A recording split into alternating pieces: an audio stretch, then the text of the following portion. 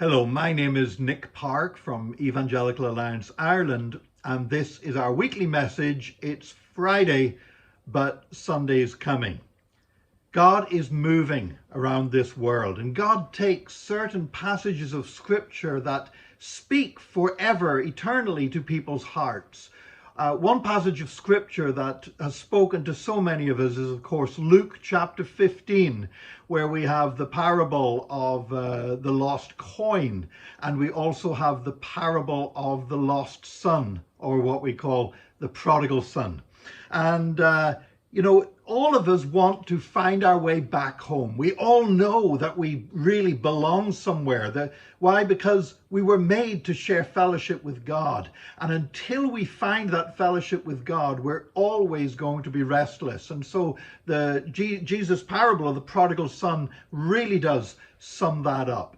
One of the movements that has been trying to connect people that feel lost and far from home is the Lausanne movement. Now, here at Evangelical Alliance Ireland, it's great that we're able to participate with like-minded believers all around the world through being part of the European Evangelical Alliance, through being part of the World Evangelical Alliance, but also by being connected with the Lausanne movement. Now, the Lausanne movement began back in the 1970s, and it was actually Billy Graham that had the brainchild he met so many wonderful Christians in his travels around the world and thought, wouldn't it be wonderful if we could get so many of them together in one place to really start sharing with one another about the great task of evangelism.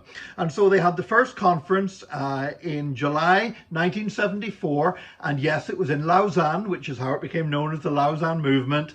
And there were 2,400 delegates there from over 150 nations. And Time magazine at the time described it as probably the most wide-ranging gathering of Christians that has ever taken place in history. And there were some important developments came out of that. That was where the term UPGs, or unreached people groups, was first coined. That was where people first began to talk about the 1040 window, the geographical area of the world where some of the most resistant and unreached people groups dwell. Well, the Lausanne movement continued after the conference. They held a second Lausanne Congress in Manila in the Philippines in 1989. And then they held a third one in Cape Town, South Africa in 2010. And I was privileged to be part of the Irish delegation to the 2010 Cape Town Lausanne Conference. 8,000 people were there in Cape Town, and it was amazingly diverse. It was, compared to the previous two Lausanne conferences, it was much younger in the age group of those participating, and much more representation from the majority and developing world. But one of the initiatives that came out of Cape Town was the Global Diaspora Forum, because today there are millions and millions of people who are outside of their place of birth. I mean, that's always been the case. There's always been an Irish diaspora in the United States and other places. But today there is much greater migration taking place. And what has been discovered is that these groups of people in other countries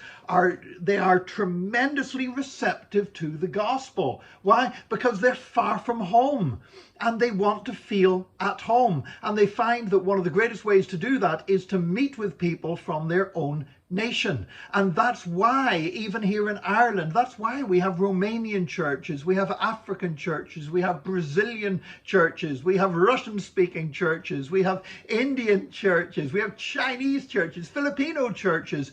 It's all part of this diaspora, the fact that people who are living and working away from their home nation, they like to join with other people and meet other people from home, and that desire to find and experience the home brings them to their true home, which is a salvation relationship with Jesus Christ.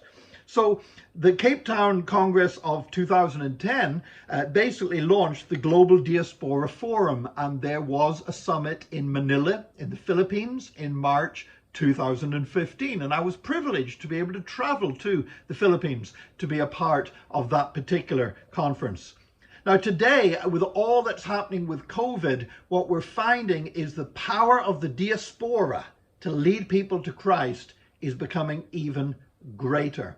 Now, I want to say to you, it doesn't matter whether you are here in Ireland from another country or whether you're an Irish person that has a heart to reach people from other countries. But we have much to learn, and you know, God's done so much in Ireland already through the various diasporas from other countries that are living here. But I believe God has so much more to do.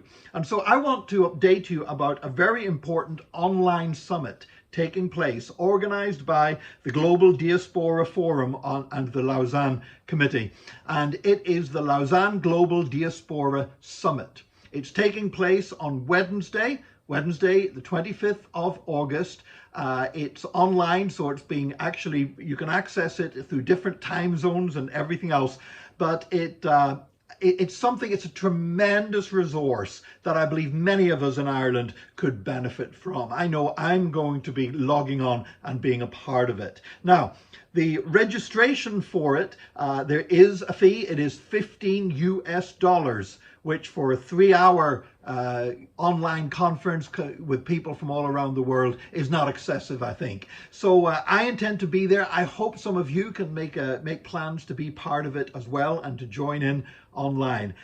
There's a link on our website, evangelical.ie, or if you'd like just some details emailed to you, send me an email to nick@evangelical.ie, and I would gladly send you back all the details you need to be a part of the Lausanne Global Diaspora Summit 2021 this Wednesday, the 25th of August. You know, there's people from all places on earth traveling all around the world, but more and more of them are finding their way home. The parable of the prodigal son is being lived out in people's lives all around the world and here in Ireland, and we want to be a part of that.